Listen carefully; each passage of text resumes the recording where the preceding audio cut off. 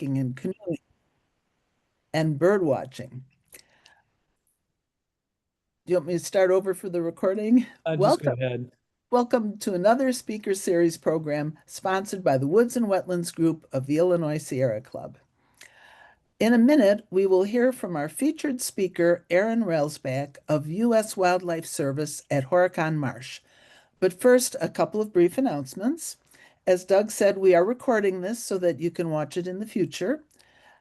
We will send out the YouTube address for the program later this week so you can watch it again. Turn off your camera if you don't wish to appear on the video. Before we begin, please make sure that you are muted, especially if you have a barking dog, a television, or other commotion in the background. And please feel free to ask any questions of our speaker this evening by using the chat at the bottom of your screen. We will select questions afterwards, and they will be directed to Erin after her presentation. Now let's move on to our September featured speaker, Erin Railsback. By third grade, Erin knew she wanted to work in natural resources. Growing up in rural southern Illinois, she spent a lot of time roaming the forest and swamps, learning to identify birds, bugs, and other critters. Her aha moment came when she was assisting with a school group while volunteering at a local wildlife refuge. Next came a summer position at Cypress Creek National Wildlife Refuge before earning a Bachelor of Science degree in wildlife biology at Southeast Missouri State University. After some temporary work with various natural resource agencies in Illinois, Missouri, and Georgia, she joined the U.S. Fish and Wildlife Service in 2003 and completed her Master of Science in Parks, Recreation, and Tourism at the University of Missouri. She then moved up north to snowy Wisconsin, where she works as a park ranger at Horicon National Wildlife Refuge. Erin spends her free time building Lego creations, watching cartoons, and playing outside, all activities she enjoys with her son, and also turkey hunting, hiking, and tying flies. We welcome you, Erin. You have the controls. All right.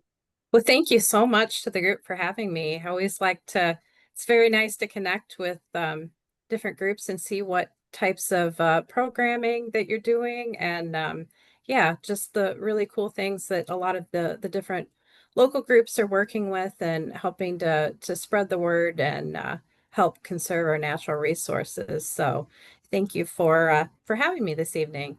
So we're going to talk a little bit about Horicon Marsh this evening and some of the different activities that you can do, some of the best times to visit, the different species that you might see, just really how it's a really cool and interesting place, some of the management practices that are going on there, and some of the different conservation efforts. So we will get started.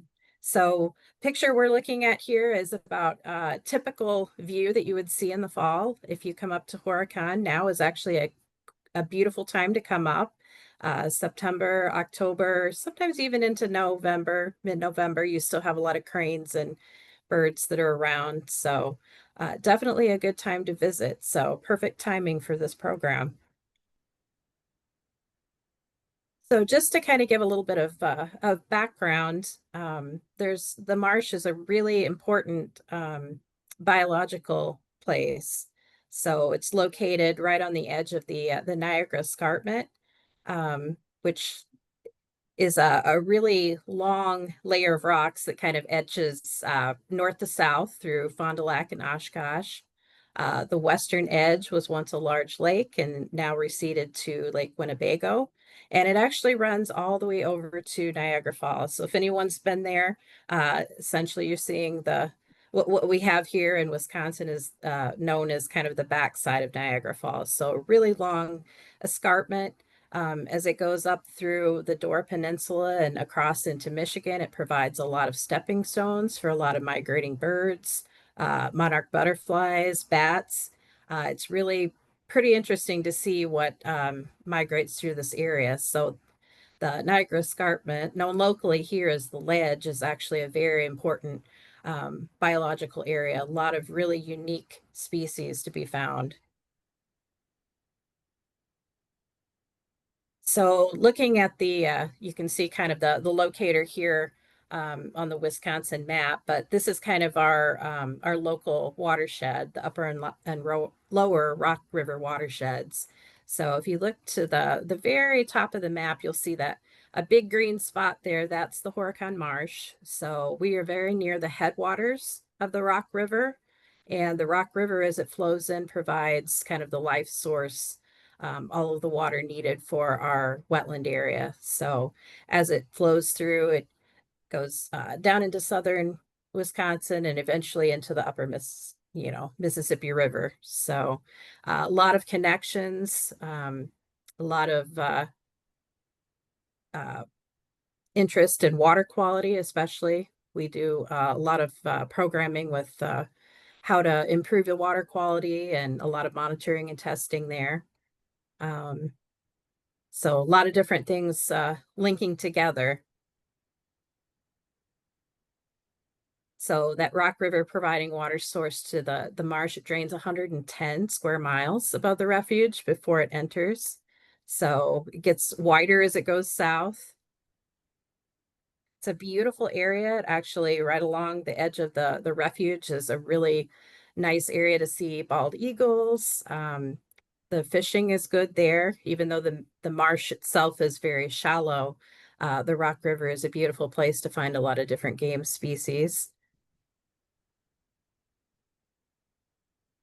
The marsh overall is 33,000 acres, so it's a very, very big place. It takes about an hour to drive all the way around the perimeter of the entire Horicon Marsh. So it's about 14 miles long and it averages 5 or 6 miles across.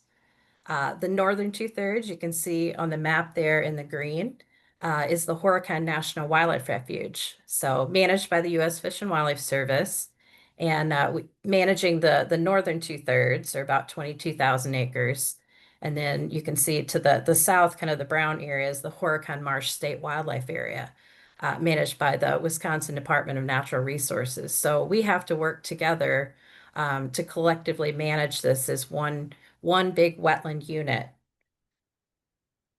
You can see there's a lot of different, we'll go into a little bit more about some of the places that are good spots to see things as we get further into the program here. So the Horicon National Wildlife Refuge was actually established as nesting habitat and stopover habitat for the redhead duck. Anybody ever seen one of these? They are gorgeous, just gorgeous. So you've got the male there that has a really, really brilliant head and kind of that blue bill. So they're kind of our icon species.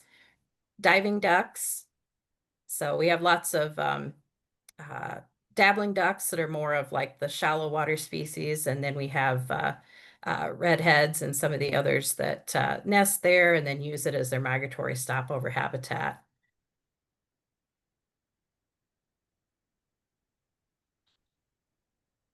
So before we get into wetland management, I always like to mention too, National Wildlife Refuges, the National Wildlife Refuge System. There's over 570 National Wildlife Refuges across the United States. So it's a large connected network of different areas of land that are either established for endangered species, migratory birds. So that greater habitat to provide a lot of migration stopover habitat. So bigger mosaic of different species. In fact, if any of you have been to Hackmatack National Wildlife Refuge, it's right in your backyard there.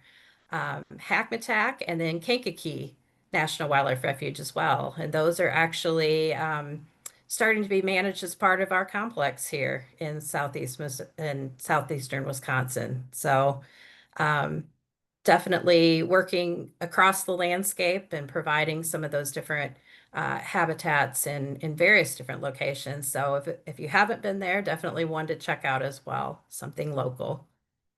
So some of the different management techniques that we use at the marsh for management primarily for birds, which is kind of our primary goal is to manage for wildlife. We're the only agency that puts wildlife first. So our secondary kind of our secondary mission is to provide areas that folks can come out and do different activities, but we're primarily there for the wildlife. So when we talk about wetland management, wetlands actually need wet and dry cycles. So a lot of folks ask, wow, the marsh is dry in spots. You know, how's that good for the birds? Actually, drawing that water down allows different plants to grow, and the timing of putting water back on, we have ways that we can remove different what we call water control structures to allow water to be pulled off of certain units, or we're able to kind of reflood them at different times of the year to provide a diversity of habitat for so many different species. We have well over 300 different species of birds that use the area. So you can imagine they don't like the same types of habitat. Some of those little shorebirds like mudflats, they have very particular water levels that they use to feed. The diving ducks like some of those deeper pools. So the the more diverse of habitat you can provide, the better for a lot of different species. So incredible bird diversity. Um, the marsh is internationally known as a wetland of international importance. It's a state and both globally important bird area. So definitely we're all about the birds at Horicon Marsh. Another technique that we use to help improve some of the habitat is timing a prescribed fire. So we do use that in areas of prairie habitat. A lot of the marsh nesting birds, some of the duck species will use the prairie habitat that surrounds the marsh. And by being able to go in and apply fire to the land, it actually helps stimulate the growth of some of those native plants to help provide a better cover, better food source. So definitely a very interesting science as to when, you know, the timing of different burns to see what influences different species in the spring through the summer, fall. We've actually gone to winter burns. So we burn winter, the cattails over the ice. And it's an easy way to get out there and kind of reduce some of that extra cattail habitat to open up areas for birds to be able to move around and feed. The best ratio of vegetation for a lot of the different ducks and marsh species is more of like a 50% ratio of open water to 50% ratio of cattail. So, and cattail just it grows very quickly and it'll get kind of choked and hard for some of those species to be able to move around and find what they need. So, species like the muskrats, they do help some, but with a lot of the extra runoff that comes into the marsh, it really spurs the growth of the cattail. So, helping to kind of put some fire through there helps open up some of those areas. So, we also do a lot with reducing invasive species. We have invasive carp species that are in the marsh, and those pelicans, we have American white pelicans. They really help out in reducing some of those by eating a lot of fish that are there. So lots of different aquatic species. So a lot of monitoring going on to help kind of identify and reduce some of those as possible. So a lot of different hands-on management techniques. So it's really a kind of a unique science to see how all of these different techniques kind of go together. And it's always a constant, you know, Mother Nature doesn't necessarily ask us what we need to accomplish in the year. So there's a lot of adapting to some of the different conditions that we're handed to try to be able to manage the way that we need to for a lot of these different species. So on to some of the different types of activities that you can do there. We talked about Horicon being primarily for the wildlife, but we also want to provide um, different ways that folks can get out and enjoy the wildlife and the natural resources that are there, learn about them, understand why it's important, and kind of foster that connection. So we do a lot with community engagement and being able to get local schools out. We work with scout groups, many different groups, local conservation groups. So we offer lots of programming. We also have lots of trails that folks can get out and see, an auto tour route, many different types of options and things that you can do to get out there and enjoy. One of the biggest programs that we have or events during the year is the Horicon Marsh Bird Festival. And that is always Mother's Day weekend in May. And a lot of folks come to see some of the unique species that come in, some of the wading birds and warblers, and so many different things that come in through the spring migration. That usually starts about the end of April and goes to about mid-May. So really good timing to see a lot of different species. Also good to see a lot of the wildflowers that come up. So many different things that you can experience here in the fall. Summer tends to be a little bit more quiet as the birds move to the interior and they're nesting. A little bit later summer, you'll start to see the little ones coming out, so that's a good time to see a lot of different little guys swimming around or flying around, fledging. So many different activities that folks can do to get out there and enjoy some of the different species that we have. This is a picture of our auto tour. So it's 3 miles. We have a floating boardwalk trail, which is it's just very neat place to check out. It's accessible. This is kind of shows some of our auto tour and hiking trails, different places that you can get out there.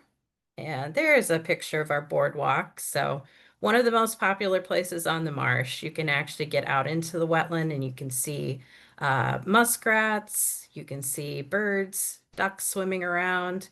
If you look down in the water, you might see turtles swimming or up on the logs.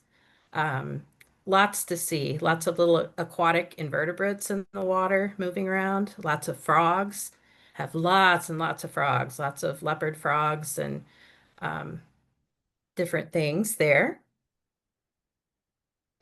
Some of the different overlooks. This is a really nice grassland area where you can overlook the marsh, and there's a lot of bobolinks and different grassland nesting species that you can see there, especially in the spring.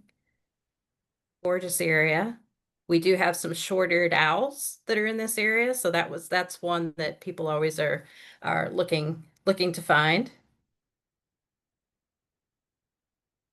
There was a question earlier about some of the different raptor species that we have. So on the northern two-thirds, the National Wildlife Refuge, there are nesting bald eagles. So we have at least 7 different nests on the north end. These are osprey in the picture here, and they nest on platforms down on the state end of the Horicon Marsh. So yeah, they don't the eagles and the osprey they like a lot of the same things, so they don't get along very well. So they tend to kind of stay to their respective areas of territory. So. But yeah, they're doing well at the marsh, and they also help out by reducing some of those invasive carp and different things that are in the marsh. So really neat to see. But many other species of hawks, northern harriers, some people call them marsh hawks. Uh, we have kestrels you'll see sitting on the lines. During the winter time, snowy owls sometimes will make their way south and be present to be seen. This is another really unique species that we have that nests out in the cattails during the summertime, and very, very beautiful birds to see, and they have a very unique call.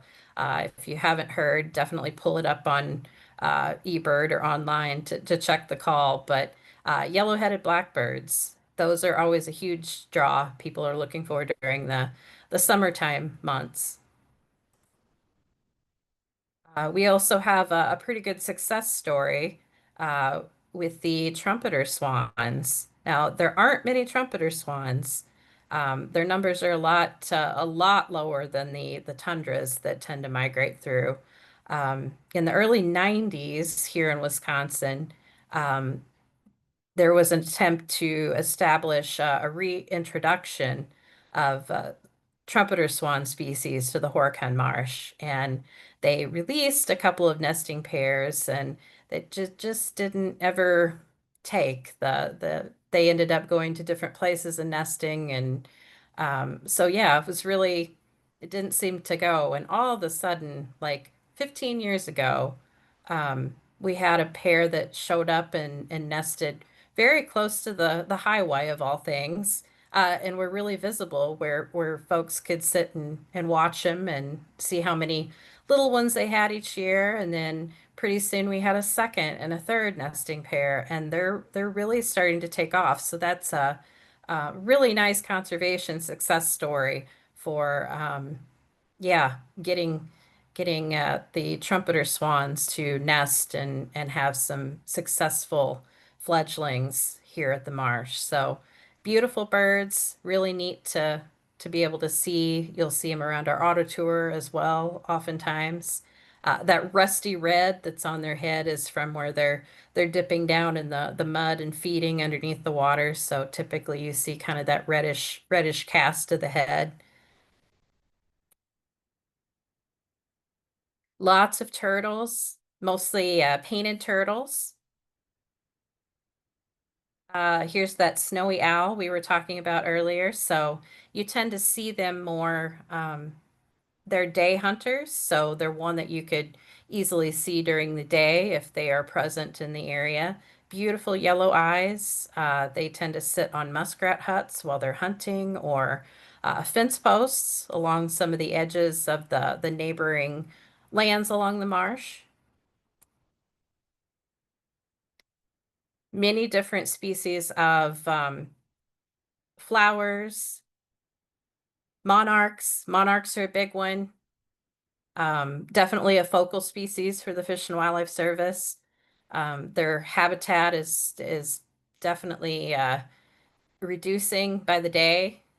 So definitely planting, prairie plantings for those, and anything we can do to help them kind of spur their numbers is definitely um, a priority for us. This is one of my favorites. We actually have a family of otters, river otters, that live out behind our visitor center. So some winters we're able to see them kind of skidding across the ice and playing. They're really playful and very fun to watch and interact. Really neat little guys. We have another family that lives out by our boardwalk area. So sometimes people are able to catch a glimpse of them there as well. We also have a really kind of unique badgers are not a very we just don't have many of those around, and we have one of those by our visitor center as well. And we've never actually caught sight, but there's definitely some very large holes out in our along our discovery trail. So definite evidence that we do have badgers around as well. And this time of year, we also have a lot of sandhill cranes that come through the marsh. So many years ago, Horicon was known as the goose refuge. We had such a large population of Canada geese that would come to the area and concentrate, and it would provide some really good viewing opportunities for a lot of people, that were able to come to the marsh with their family and, see the geese. But it did cause a lot of issues for local landowners in terms of, damage to their crops.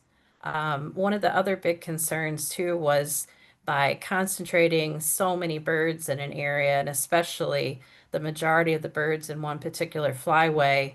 Uh, it's really kind of a concern about spreading disease, or if you have an outbreak of something, say, we're looking at some of the different things like avian flu these days.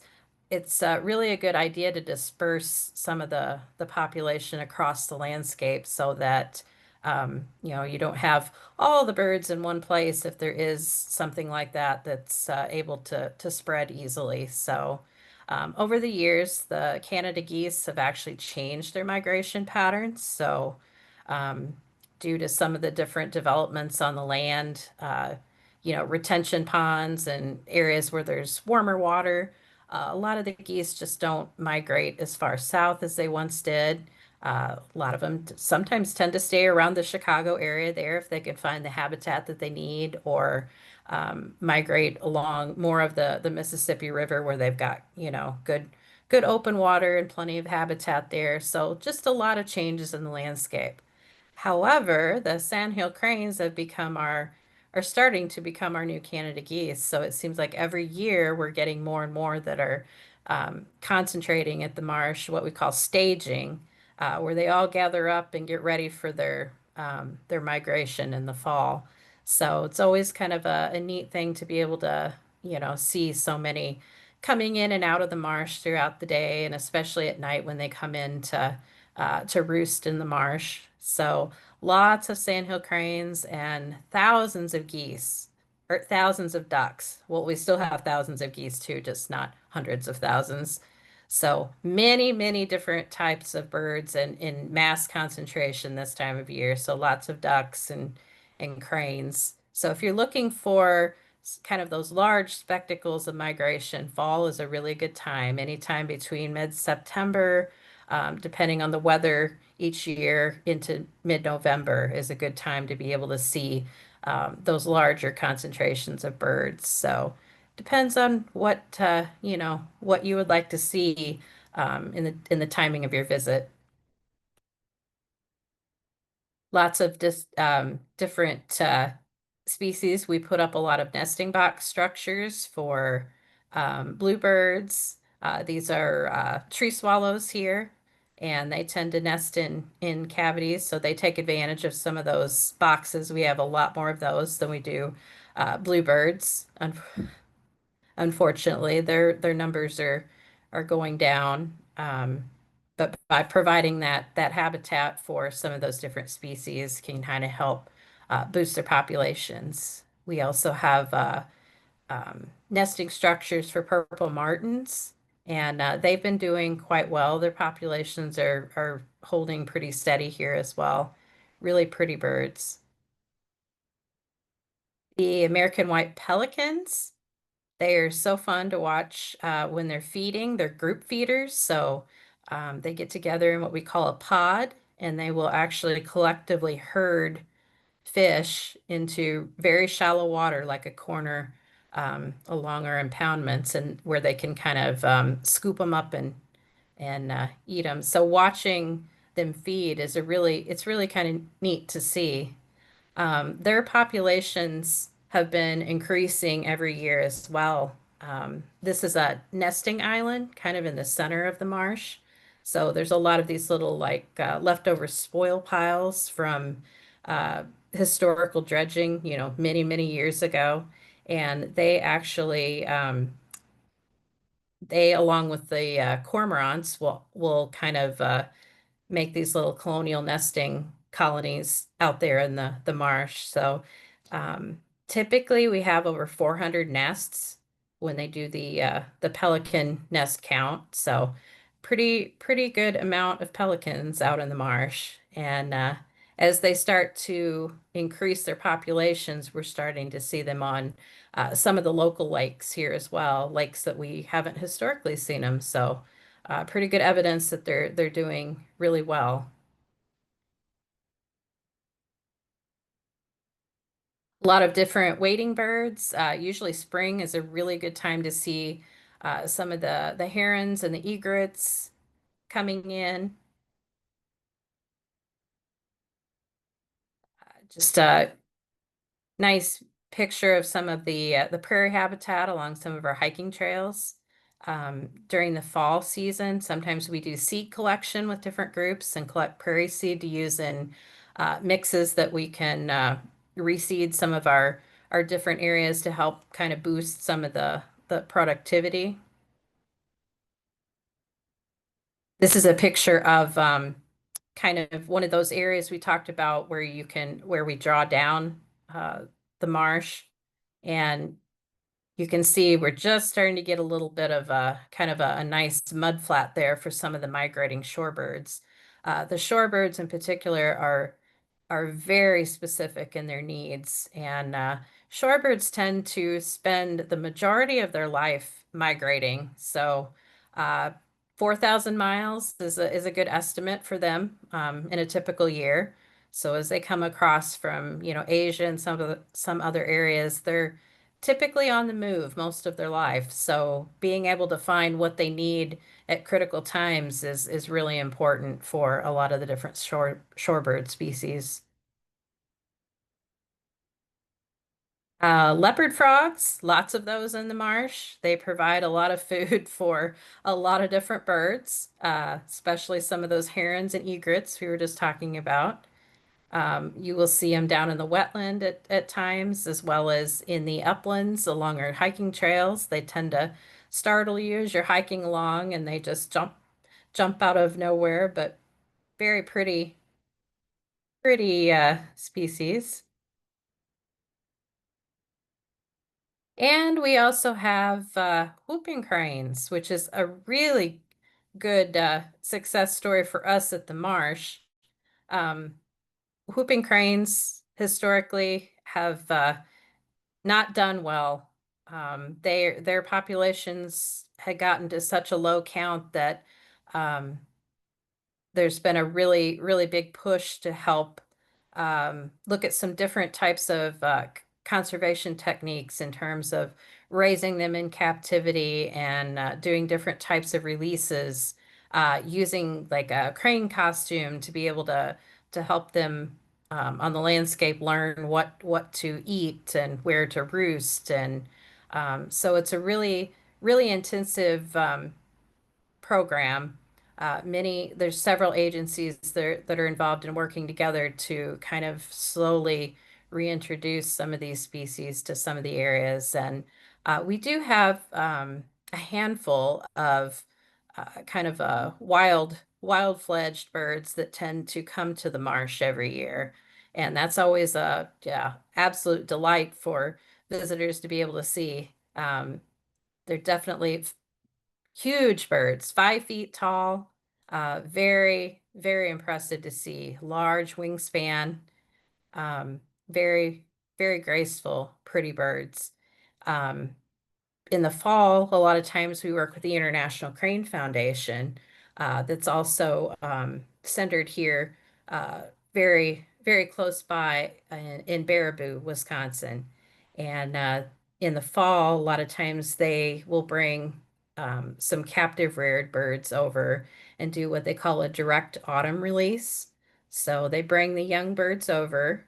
It's interesting. They come over in their little boxes, and they open them up on the landscape, and then they wear the crane costumes because they don't want anybody to, obviously imprint on the adults. So they stay in crane costume for a few days, and eventually kind of just let them be on their own with the hopes that they kind of uh, find another group of sandhills, or they find other cranes to help them learn how to migrate south. And some years they do better than others. It's definitely an interesting program to observe over time. But yeah, very unique conservation story, but definitely one that is worthwhile in continuing. So pretty neat species to be able to see out there.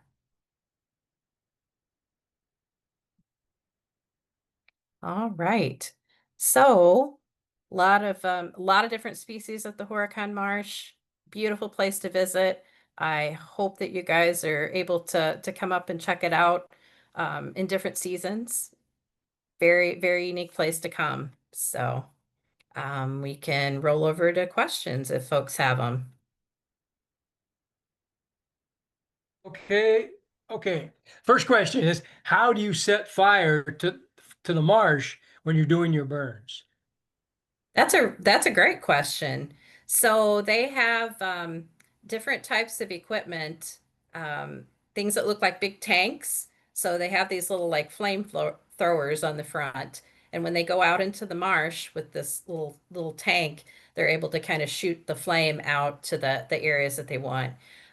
When they're doing the prairie areas, a lot of times you have like a hand crew who's using more of like a very small drip torch. So really depends on how big of a burn they want to do. Some are very, very minimal acreage. Some are pretty large amounts of acreage, and a lot of it really depends on the so many different conditions in terms of the humidity, wind direction, and things can change quickly. So they have to be very careful. Okay, well, and you also answered the second part of her question was, does that involve getting out to the site by boat?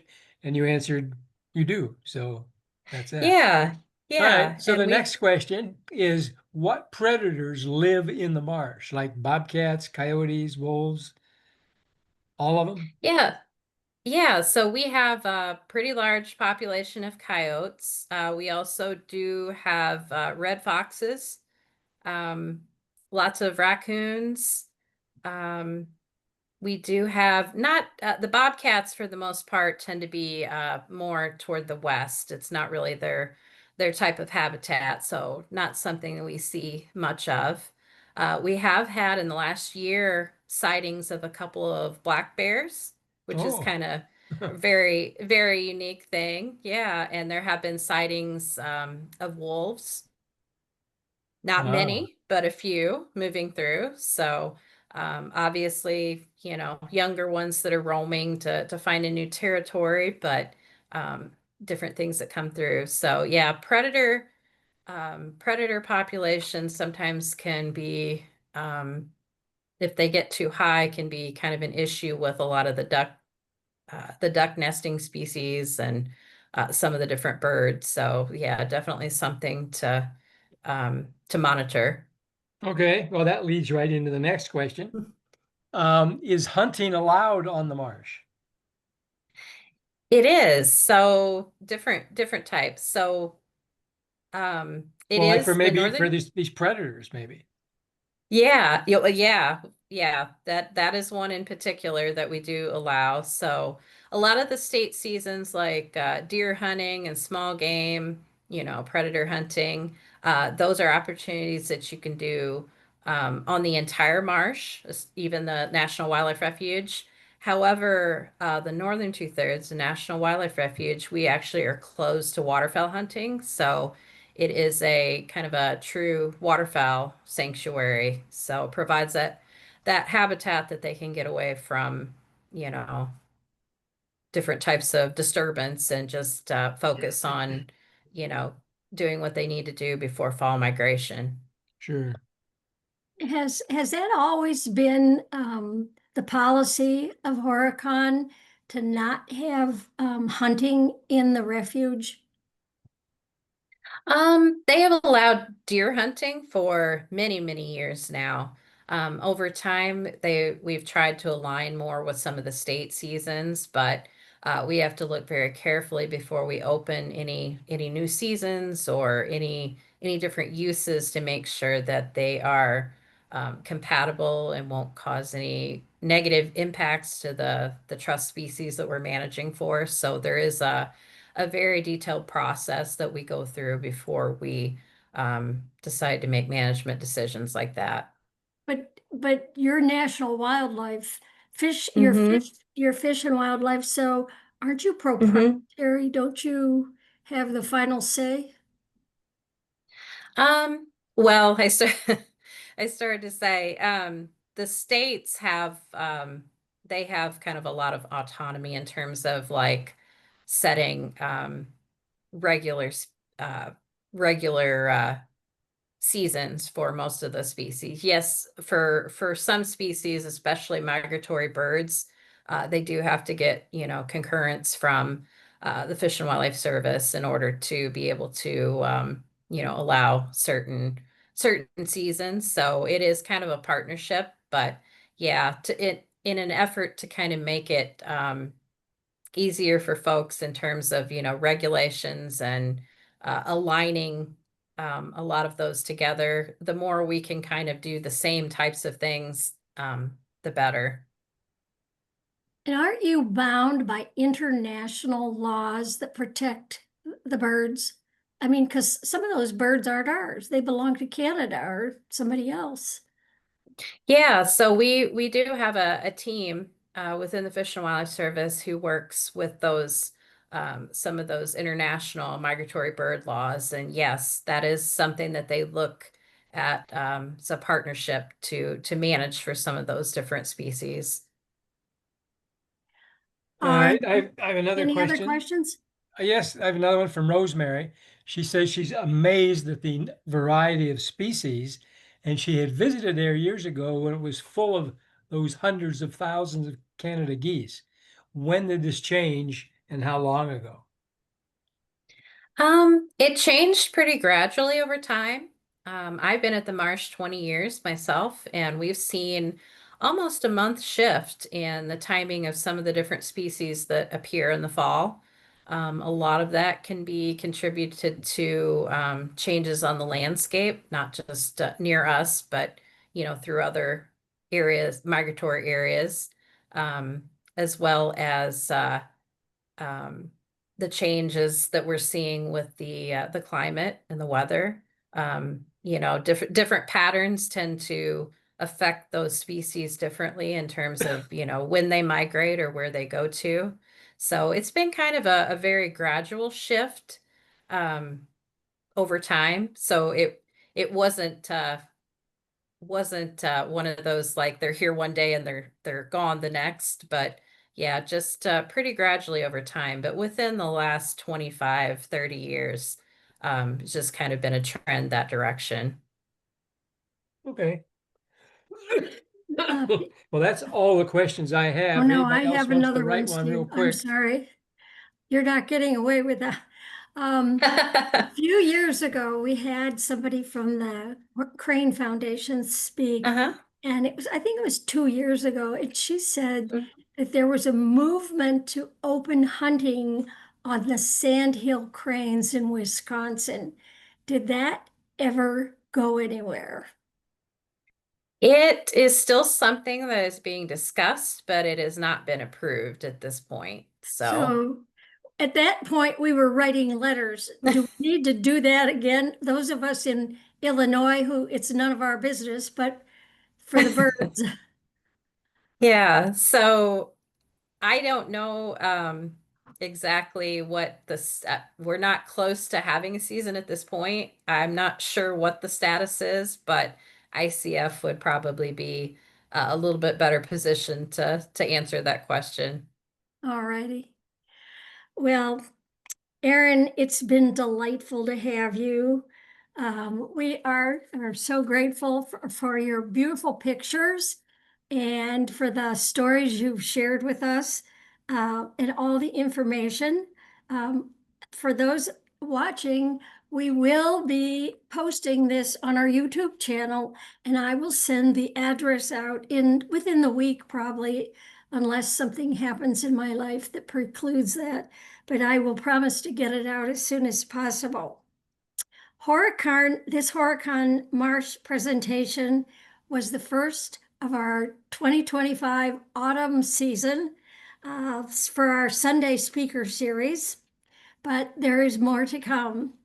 On October 19th, we will welcome Doug our chairman of Woods and Wetlands Group for the Illinois Sierra Club, who has graciously and with just a little arm twisting agreed to share the real story behind nuclear energy and its potential future use as a safe, dependable source of energy.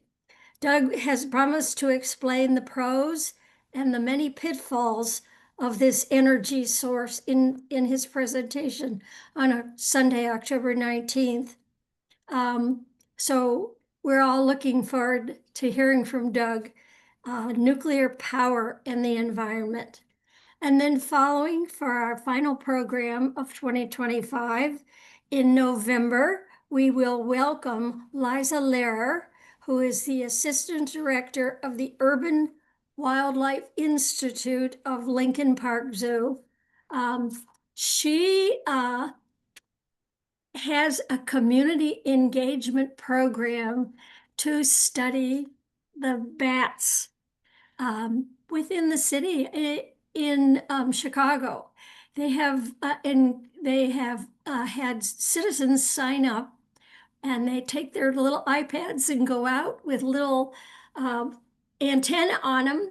They locate the bats, and then there is very powerful software that will sort them all out and tell them what bat species are living in the area of graveyards, neighborhoods, forests, under the bridges.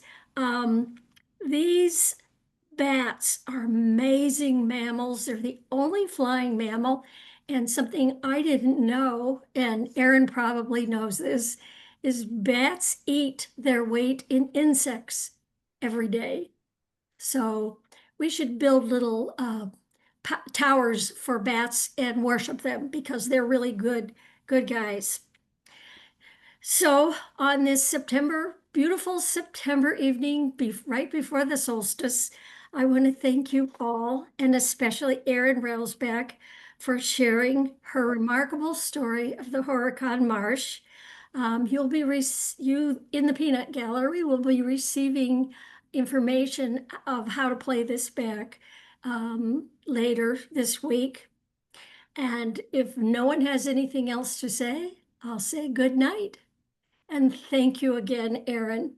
You're delightful. Thank you all. Thank you all. Thanks for having me. We hope to see you up there. We're all going to get in our cars and drive up there, and we'll come and visit you. We'll be at the visitor center waiting. Well, you have a couple, don't you?